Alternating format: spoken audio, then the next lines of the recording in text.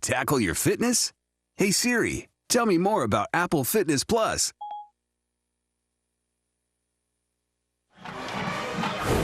Adventurous first quarter here at Maverick Stadium, Logan, Utah.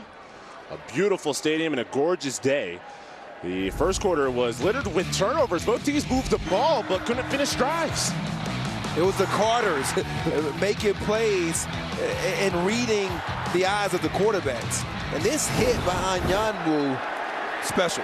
This is a free play. Colorado State moved early, and then a flag down at the opposite end of the play as Derek Wright went deep down the near sideline.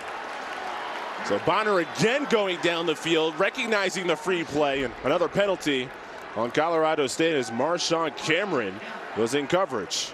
There are 2 fouls on the play by the defense. Offside, number 94, the penalties decline. Pass interference, number 26, 15-yard penalty from the previous spot. Automatic first down.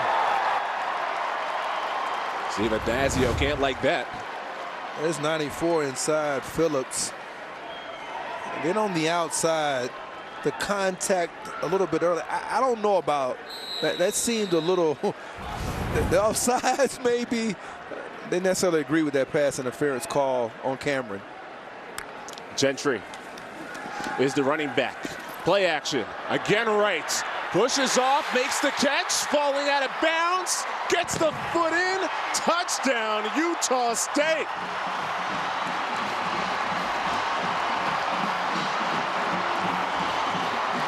A 25-yard strike gets the scoring started.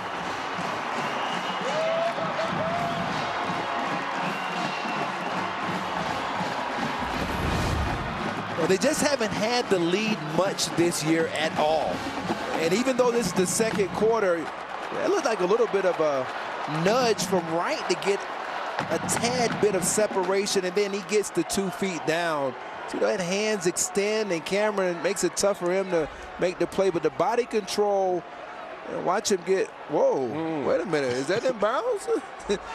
That front take a look at that one. Hey, I was all over here talking about the body control. It looked like they might want to at least take one more look at it, but it's not. Cole's ready to kick the extra point. An early jump by Colorado State. Don't think they're going to let this one even count.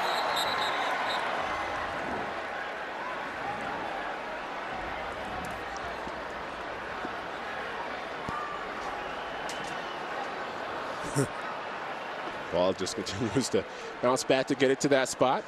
And Colorado State jumping. Offside, defense number 47, contact in the neutral zone. Utah State will decline the penalty. The try will be from the 3-yard line. So keeping the try. I think he's still talking about that. I think he's still talking about that. He wants to take one more look. Wondering why they didn't take a look at that. You think that's why the player jumped offside to give a little bit of time to maybe being instructed by Addazio saying, hey, give them more time, but will they look at it? Interesting. Extra point for Coles. That time it counts. Utah State has a rare first half lead, up 7-0. 4-play drive that took 66 yards in a minute 16. Just wonder where that toe is. Is that toe, the left toe, excellent? Then this is a different angle. Oh, it looks like that might have hit the white. Yeah. The side judge gets in the way a bit. Either way, it's tremendous body control by Wright. And he doesn't care if they got it wrong. Third touchdown of the year. 5th of his career, the former walk-on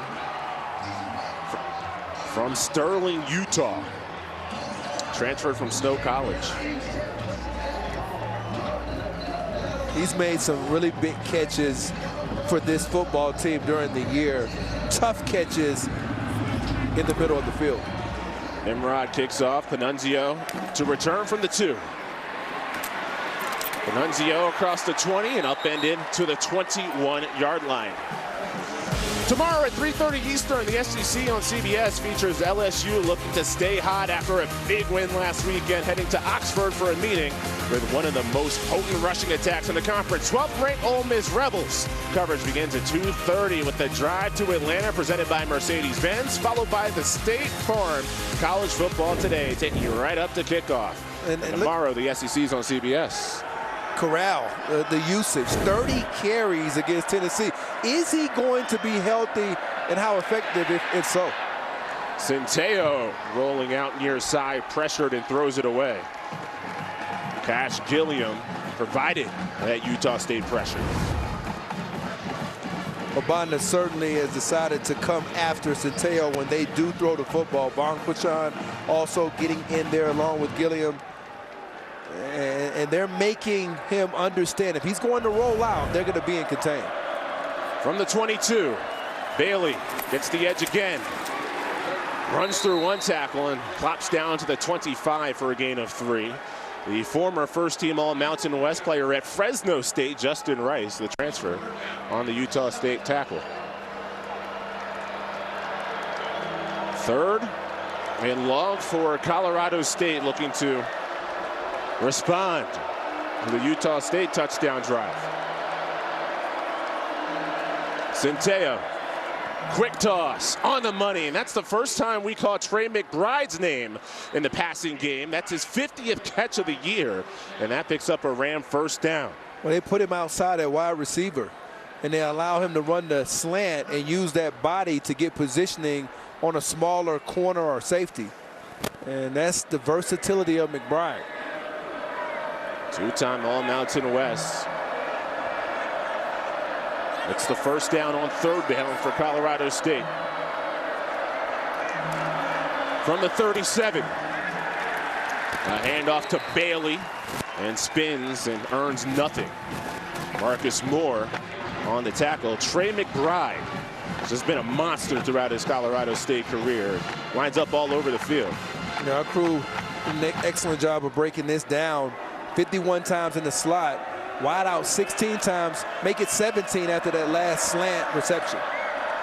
Centeo on 2nd and 10, one-hander for McBride, just doing it all. His hands are like vice grips, and gets 3 yards.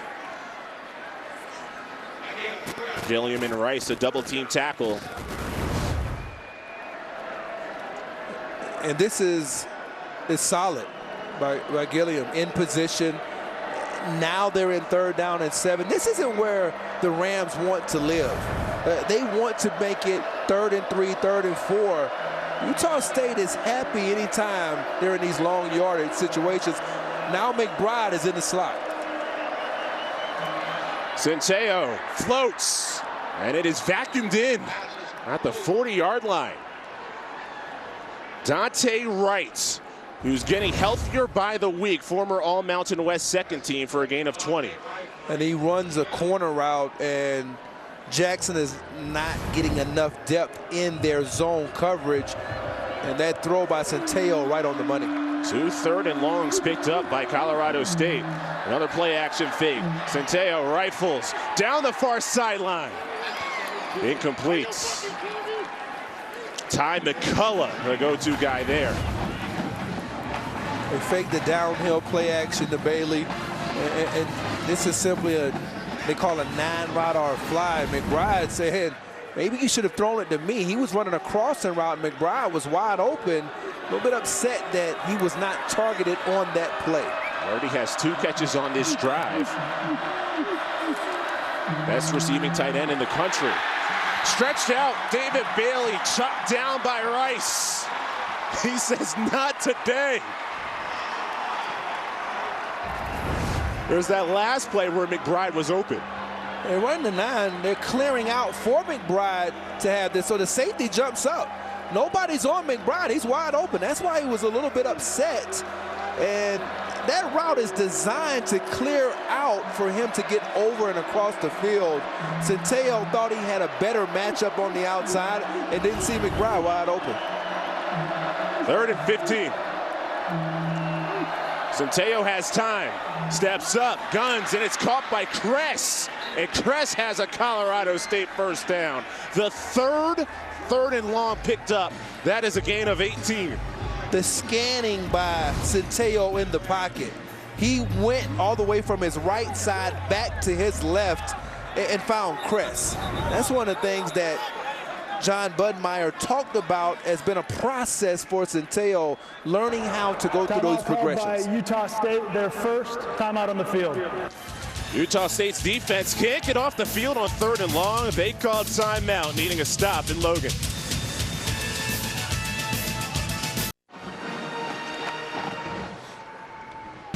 The toughest sport on dirt heads to Nebraska for the Cooper Tires Take the Money and Ride Invitational. Watch PBR Unleash the Beast Sunday night at 8 Eastern on CBS Sports Network. And a couple of Utah State players who might fit right in. Johnny Carter, who made the interception, and we'll talk a little bit about him being, a cowboy on social media, and also Utah State starting running back who's had a great year, Calvin Tyler. I wonder sometimes do they watch some of those shows in their free time. Can't imagine as much free time getting ready to face a Colorado State team for first place in the Mountain Division. That is David Bailey bouncing off a couple of tackles and picks up a hard-earned 8 yards. Hunter Reynolds on the stop for the Aggies. Again, it's a remade offensive line, but the theme remains the same. They're going to run it inside and occasionally going to get some bounce when they pull their offensive lineman. Centeio under center. Bailey again jukes through one and muscles his way towards the first down. Looks like he picks it up. Shaq Bond gets credit for the Utah State tackle. So tonight's Red Zone is brought to you by Verizon, and Colorado State struggling in the red zone this year, only 41% touchdown percentage, and that's tough to think when you think of a team that uses as many heavy packages as the Rams do. And they have Bailey, too, who's a big back who runs it off right tackle to the 15-yard line. So, Corey, what's the problem for Colorado State once they get in the red zone? Well, Ty McCullough and E.J. Scott have not necessarily developed into guys that have won on the 50-50 balls outside. And another thing, Dante Wright has not been in the lineup. He's back. He's a big portion in terms of when you get him in the lineup, there's different things that can happen in the red zone. Thomas is in the backfield here. Slant to McBride, crashes but has the first down. Past the 5, up towards the 3. Big body, Trey McBride. We started off talking about the strength.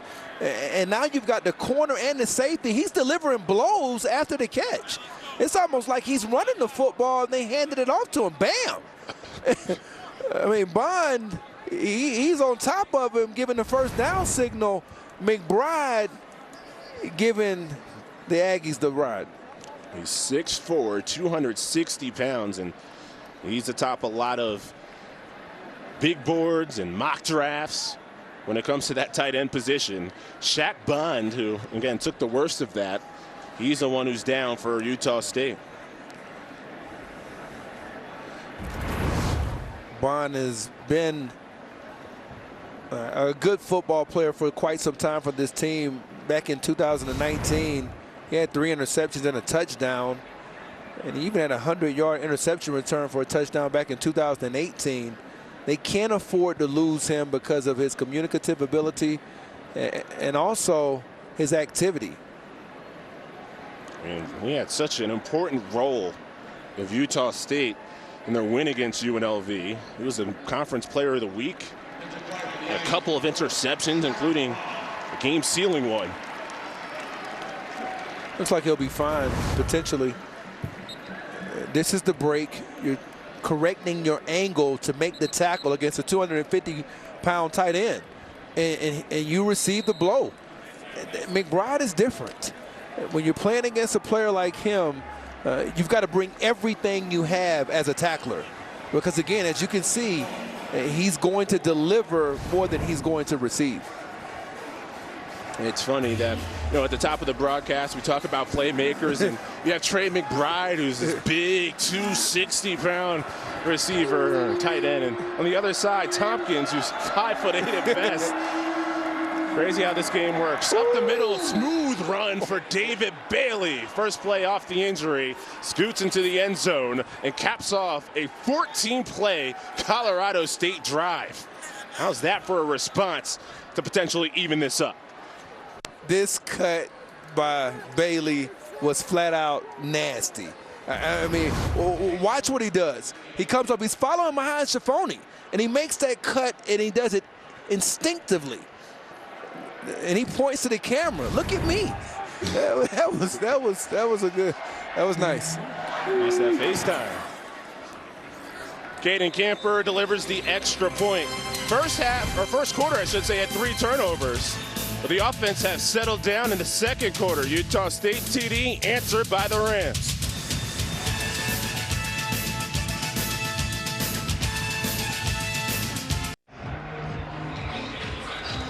Colorado State touchdown to even it up, which means they're set to kick off. And it also means that Savon Scarver a chance to return, who made history last week.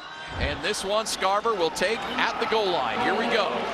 To the 10, 15, has some field. To the 25, bounces the outside. Here we go. Savon Scarver is gonna go the distance. Holy smokes. Savon Scarver takes it 99 yards for the touchdown.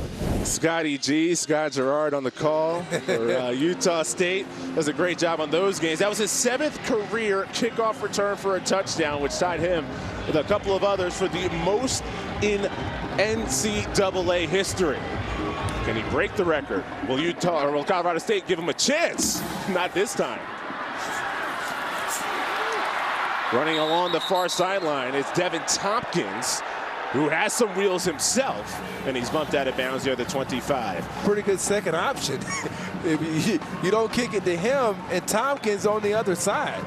It's good game planning by their special teams coach, Nick Poremski.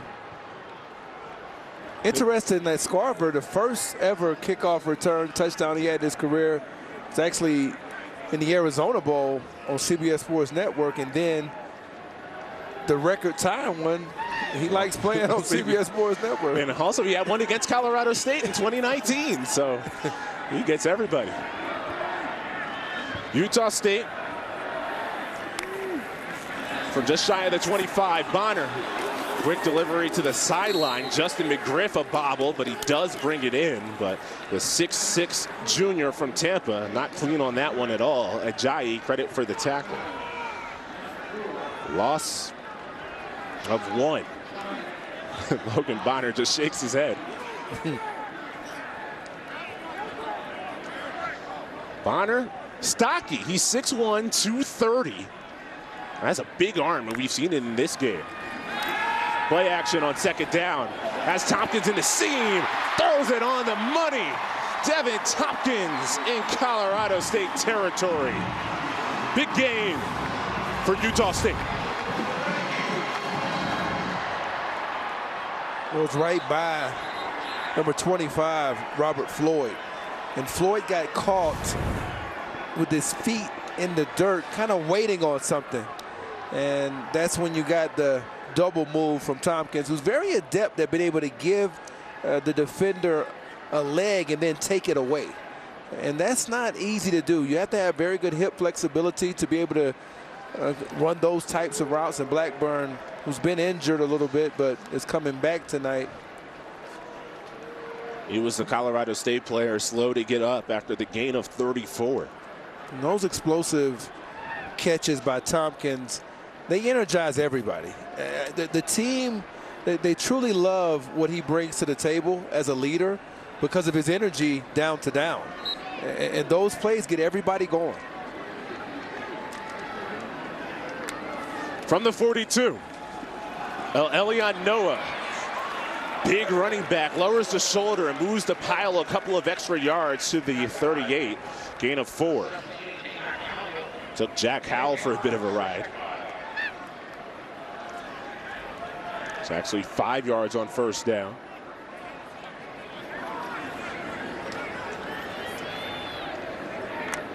Bonner keeping the pedal to the metal. for the fast-paced Utah State offense. But a handoff to Noah, it goes nowhere. Carter the first to hit, Phillips finished him off.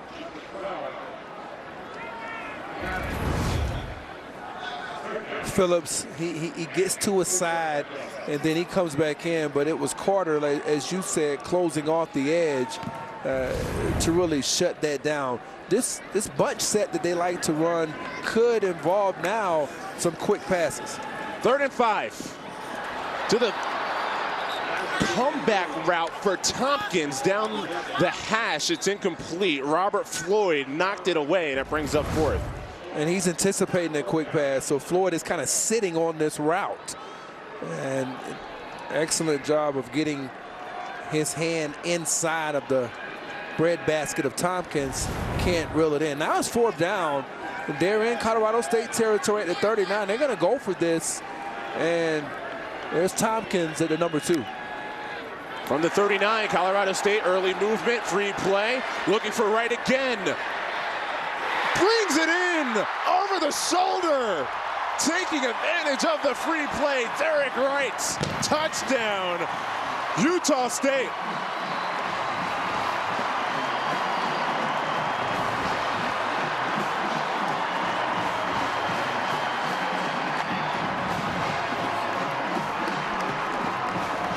Derek Wright on the go route when Colorado State is offsides. That seems to be the Aggies' thing. I think it's good awareness by Bonner, and this is the touch that you need to drop it in the bucket. Cameron has lost a little bit in the second phase down the field on some go routes this year, and that was yet another example. Extra point, Connor Coles. 2 touchdowns on the night in the first half by Derek Wright. The right stuff. It's been on this side of the end zone 2 different times. And he points back. Bonner says, oh, yeah.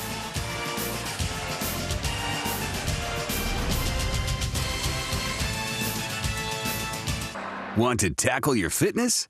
Hey Siri, tell me more about Apple Fitness Plus.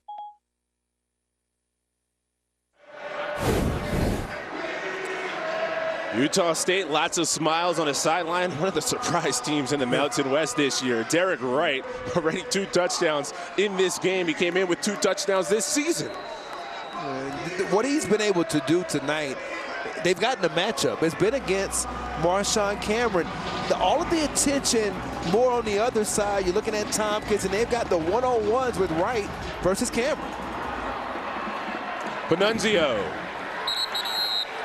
takes a knee in the end zone. Sunday, it's another NFL on CBS doubleheader with some fantastic early matchups, including the Chiefs taking on the Titans, the Bengals battling the Ravens, and later an NFC clash with rookie quarterback Justin Fields leading the Bears against Brady's Bucks. As always, get set for all the day's action at noon Eastern, beginning with the NFL Today. That's all coming up this Sunday on the NFL on CBS. So Utah State, second time with a lead in the first half. Again, they've been the comeback kids in the Mountain West this year. All 4 of their wins, they've been down by double figures. Colorado State on offense. Big crash for David Bailey as he runs into Shaq Bond at the 30-yard line. Gain of 5 for number 5 on first down.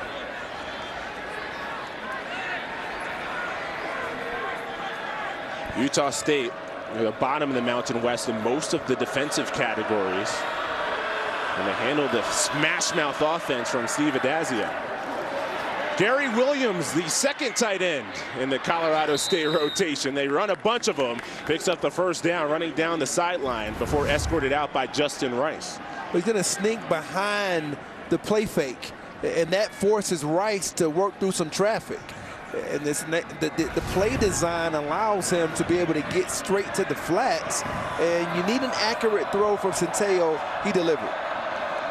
A Temple transfer. Centeo under center. Play action. Blitz pickup by Bailey. Allows Centeo to get time. Just throws it away. Intended for McBride. It was a little bit similar to the pass we saw earlier when You end up having McBride open on the crosser.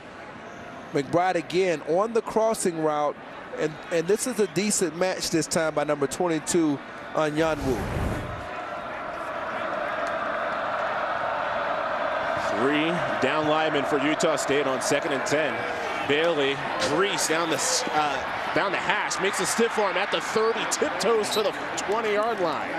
Shaq Bond finally stopped it, but David Bailey continuing to have a big night.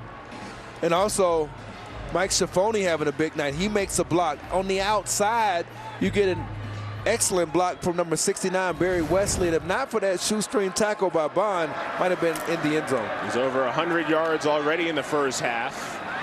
Spins towards the far side, loses the ball at the end of the play. Utah State all over it. Colorado State late to recognize. And it's Utah State football. Monty McGarry. Coach just talked about him having a big role today. And he recovers the fumble.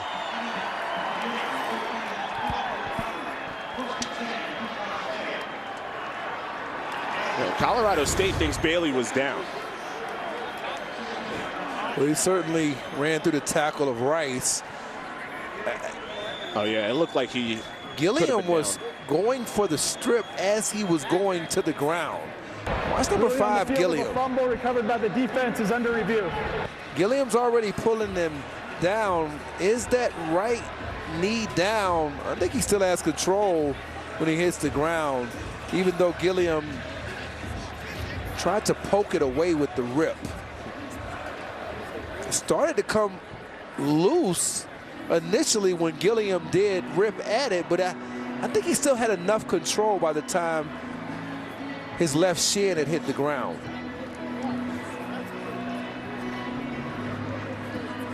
And it was late enough for Colorado State. Like, they didn't even react to it.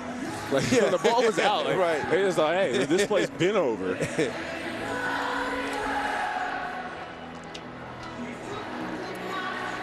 first quarter of this game had 3 turnovers.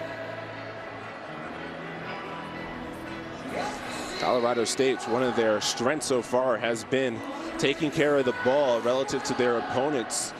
+4 in the turnover battle heading into this Friday night matchup.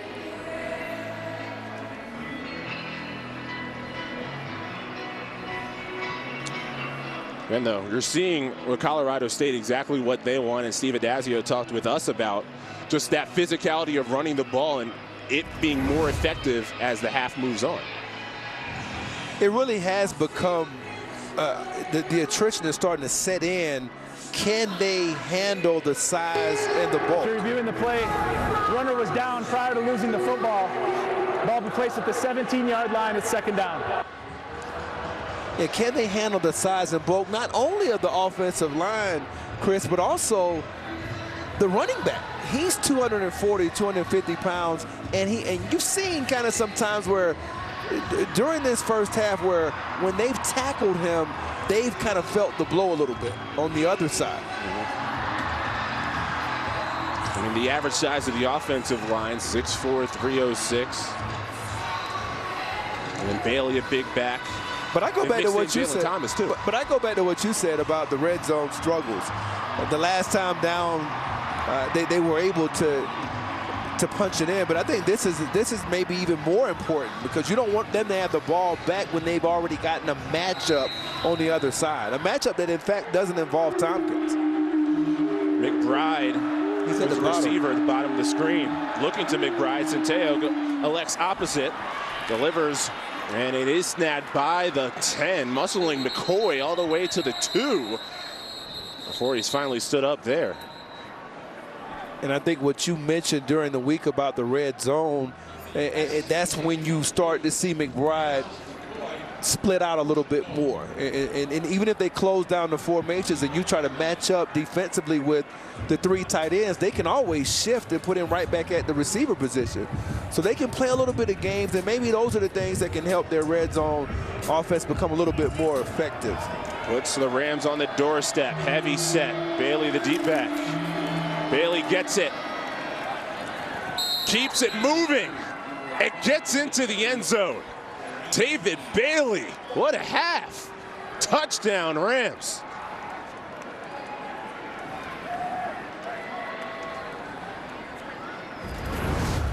They've got number 52, Adam Karutz, leading the way. They put their starting right guard at fullback, and he leads the way. And when you put him at fullback and you've got Bailey running behind him, now you've got about, oh, I don't know, 555 pounds. A lot there, and a lot of yards gobbled up by Bailey. 114 yards, couple of touchdowns, and this game is tied with the extra point by Caden Camper. Steve Adazio bringing that Northeast style of football, 7 years the head coach at Boston College, but it's David Bailey, 240 pounds of strength.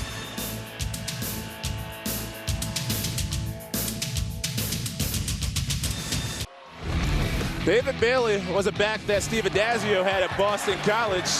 Now that Adazio's here with Colorado State, brought over Bailey, and he's showing what makes him such a valuable player at that running back spot. Vision, size, sweet feet. And then when you can lean on tacklers and they don't want to tackle you, that's going to be something to kind of keep an eye on as you move into the second half. This is just still the first half. You got to get into the fourth quarter. And we talked about that rush defense for Utah State in the second half. Once again, kicking away from Scarver, so it is Tompkins on the return. And Tompkins, long strides down the far sideline. Slippery enough to get near the 40, escorted out by the kicker, Jonathan Terry. Utah State special teams are something. They've been good for quite some time, but Nunzio has an opportunity, and Tompkins says no way. And no kicker who has any chance, I guess, unless you're Jonathan Terry, because, I mean, he comes in and does a decent job of forcing him out of bounds. Wow. Yeah, usually Tompkins would be like, look at his chops. 54-yard return. Again, Scarver's the player you circle when you talk about kick returns for Utah State. He's tied with that group for the most in NCAA history. Makakona on first down. A Ram helmet got lost. Yeah, Devin Phillips lost a lid. Second down coming up for Utah State. Phillips has to come out. And for a contrast of styles, Utah State, the fast tempo, lots of points. Colorado State, physical team. Each team's had success on offense. Bonner is crushed. But as soon as you say have success on offense, Manny Jones says, hold up. Big sack, loss of 9. And Manny Jones is a problem. He's working inside, and he's going against Ali Afua, and they have a little miscommunication that time with Chandler Dauphin. And nobody passes off Jones. You can't give Jones, a player with over 30 career tackles for losses, a freebie.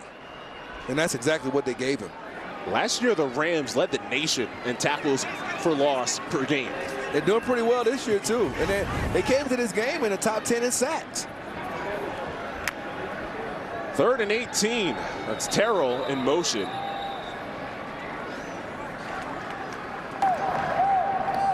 Thirty-second timeout called by Utah State, their second. Utah State wants to think about a 3rd and long at home.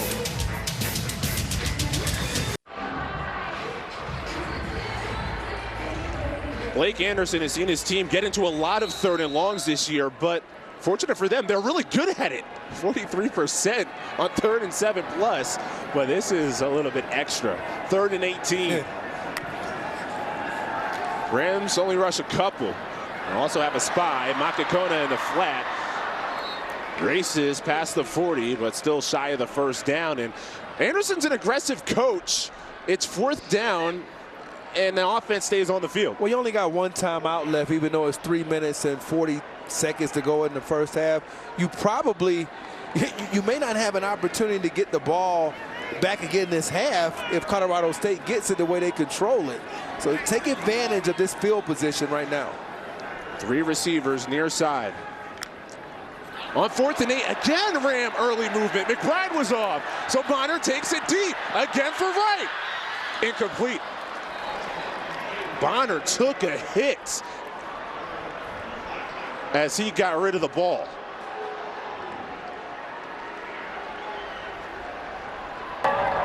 Two fouls on the play by the defense. Offside number 0. That penalty's declined. Personal foul, roughing the passer for the contact to the helmet. That penalty's enforced 15 yards. Automatic first down. Boy, and it's becoming a story, Corey, the penalties of Colorado State. And a couple on this play. The big ones, the roughing the passer. He gets rid of it.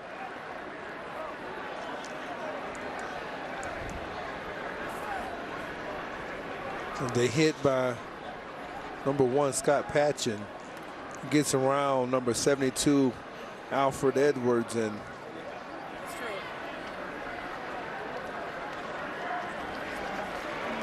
I think it's the helmet-to-helmet contact. I think that anytime you have that type of contact to the helmet at all, you're going to get that flag. Well, Andrew Peasley is the backup quarterback for Utah State. He's seen some good time this year. He's thrown 44 passes. And he's fast. That's the one thing about Peasley. He can really run. So you got to definitely have a different mentality if you're Colorado State on defense because of his legs. And he's also been a pretty good thrower at times. In fact, he threw a touchdown, a 72-yard touchdown to Tompkins against Air Force. So Peasley is no slouch. Bonner injured in a couple of games against Air Force, BYU. Flag down, started this play, a reverse pass. Wright, who's a former quarterback in high school, wide open target, touchdown, Utah State, John Gentry. But he got a flag down at the start of the play, so hold up.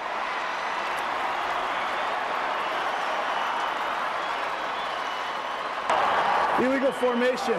Offense had 5 players in the backfield. 5-yard penalty. It's first down. So the first play for Beasley, an adventurous one for Utah State. They get tricky, but an illegal formation. You got to have at least 7 men on the line of scrimmage, and they've definitely got 5 in the backfield that time. Logan Bonner is back, so he missed just that one play. Blake Anderson's crew decided to get tricky with it, but again, missed chance. So both teams penalties, a story on this drive. 1st and 15. Bonner off play action. Pressured in the backfield. Can't maneuver around it all, and he's brought back to the 35. Manny Jones once more. He's been a man on this drive for CSU.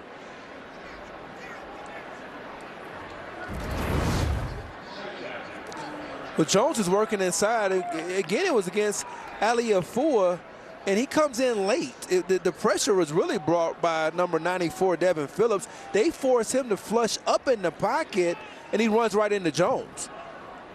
And Jones basically in more of a contained rush type position and finishes him off. 2nd and 21. Bonner, seam, knocked away. Terrell, the receiver, Cameron Carter, who had an interception earlier, makes another great play defensively. This defensive line is starting to find its groove, and that was Jones working back the guy we talked about earlier, Quazell White, the 2-hand post, and a lot of substitutions late from Colorado State. They get those subs in. 3rd and 21. Gentry, the running back. Wright, who has 2 touchdowns on the near side. On 3rd down, Gentry turns it upfield, jumps past the 30, somersaults shy of the 25. Floyd, credit for the stop, pickup of 7. It's 4th down and getting into a better field goal range. And I'll see if they do that or elect to go for it.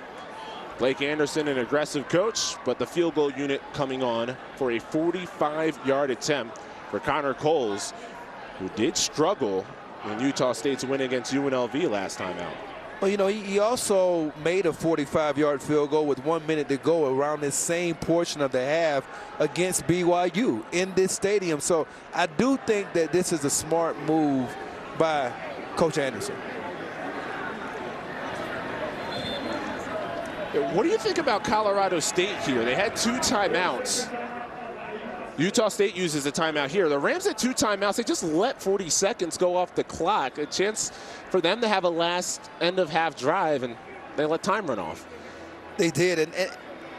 And the one thing that I feel like that you got to think about if you're Colorado State, because of the fact that you run the ball so effectively, you haven't had as many explosive passing plays.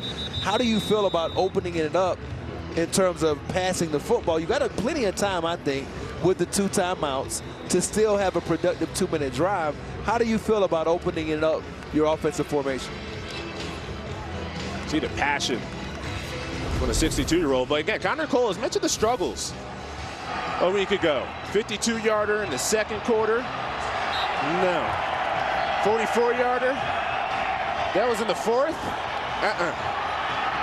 And then late, an important field goal, a little closer, 41-yarder. UNLV blocked it. But again, Utah State did have a game-winning drive. They got it done on the road in Vegas. From 45. Coles gets it through. Utah State up 17-14.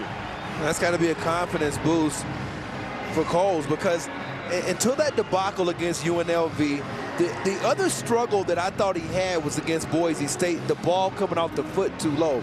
In fact, on a 36-yard field goal in that Boise game, he had it blocked. They end up being offsides, and then they come back and block it again the next kick. So those are really the 2 major games where he's had the struggles, Boise and UNLV. Other than that, he's been pretty good. Yeah, he came in 3 for his last 8, but you mentioned those kind of misses in bunches. Yeah. You mentioned that Boise State game. That's the loss that Utah State has in conference. They just had a lot of self-inflicted mistakes in that game. They did, and they didn't have the same big chunk plays that you've seen in some of these other games. And that was also kind of the case at times against BYU. They were still able to have some chunk plays against BYU. They kept them in check for some portions. First place in the Mountain Division on the line here tonight. And that was a pooch kick that is recovered initially, it looks like, by Utah State. It is well executed. Michael Onyanwu. Well done by the Aggies, and all of a sudden, with 1:30 left, they have the football. Elliot Nimrod, the kickoff specialist, and Steve Addazio is stunned. You got to attack it a little bit sooner if you're Francis. Tywan Francis, he hesitates about at this point. Now it's all, you've got to go. You've got to get there a little bit sooner and attack that. Anytime you get those sky kicks, particularly when you got guys blocking for you, when you're in that position as an off returner, you've got to attack it a step or 2 sooner. And what did Steve Addazio tell us yesterday? Special teams would be the deciding factor. He was hoping it would go his team's way. They had special teams issues a year ago covering returns. Bonner is back. First down. Lasers dropped. Bowling over the middle. Had it slip through. And he had to step on Floyd. That could have gone maybe for 6. He had to step. And I thought that was an accurate throw from Bonner. Right in stride. He was going to keep him running through the reception point. Minute 26. 2nd and 10.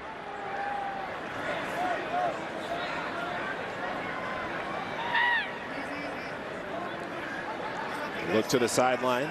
Check with coach. From the 24. Bonner Pats unleashes, and a flag. Couple of them.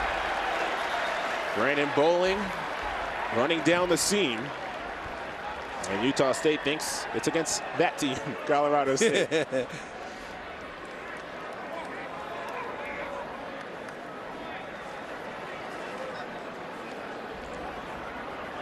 Only 3 penalties to this point for Colorado State. Interference. Defense number 25. Ball is placed at the spot of the foul.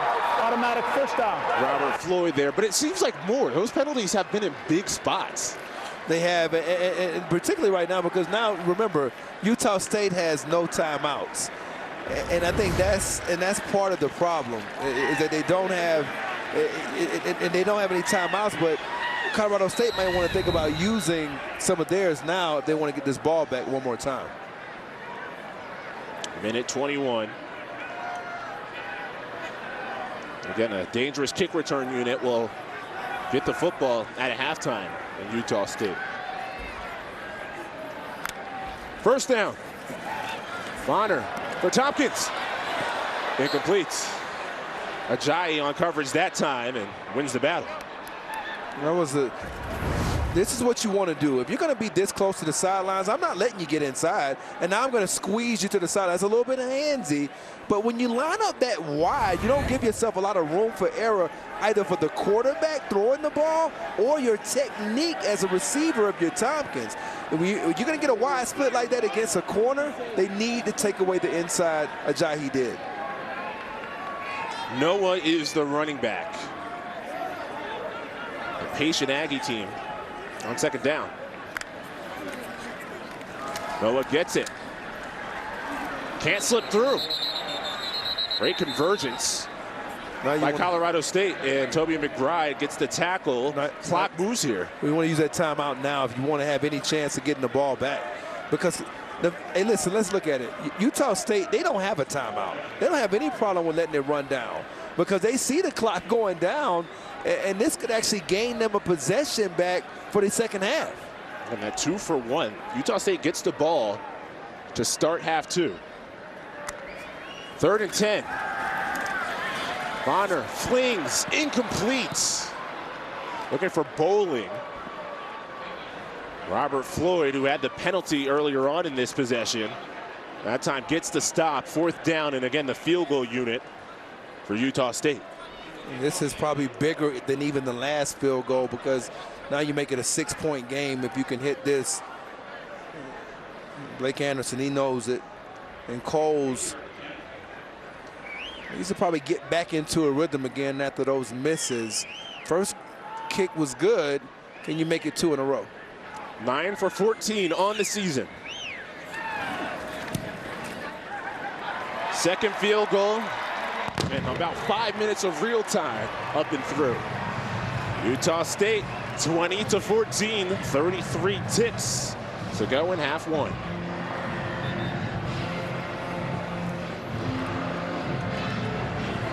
Coming up on the Verizon Halftime Report, Brent Stover, Kevin Carter, and Houston Nutt will discuss this game and take a look at some of tomorrow's key matchups across the country. It's all coming up on the Verizon Halftime Reports. Maverick Stadium's an awesome place to watch a college football game. You like those mountains. Yeah. I like them too. I got some good shots of mountains all over. Beautiful, beautiful place. The Bear River Mountains playing this game right in the backdrop. Logan, Utah. Blake Anderson, first-year head coach, took over for Frank Miley, who was the interim last year when Gary Anderson was let go. So one Anderson to another. And the results this year, better than expected. Panunzio slips through a tackle at the 20 and tiptoes to the 23. Speaking of the Mountain West, seems to always have a healthy rivalry with the American Conference when it comes to the Group of 5. And the American getting a bit of a shift with a couple of teams, more than a couple, officially added yesterday. And a lot of those teams have airports that are very accessible. Charlotte, Memphis, you think about North Texas and Dallas, Rice, Houston, Alabama, Birmingham, UTSA and San Antonio. And that combined with some of the other places like South Florida, Tampa, SMU, Dallas, little bit surprised Colorado State here just going to down it and go into the half with those 2 timeouts. So they had a chance a couple of times to stop the clock on the last Utah State drive. Didn't use them, and then don't use the timeouts when they get the ball. So the key play, though, in that sequence was that kickoff that Utah State recovered to add on those 3 extra points before halftime. Well, that was still in the possession because now, don't forget, they deferred. So it's basically a 3-for-1. Right. They get it first in the second half. They knew that. So the end of the first half, Colorado State down by 6. After the break, it's Brent Stover and the gang in New York. College football, CBS Sports Network by Geico.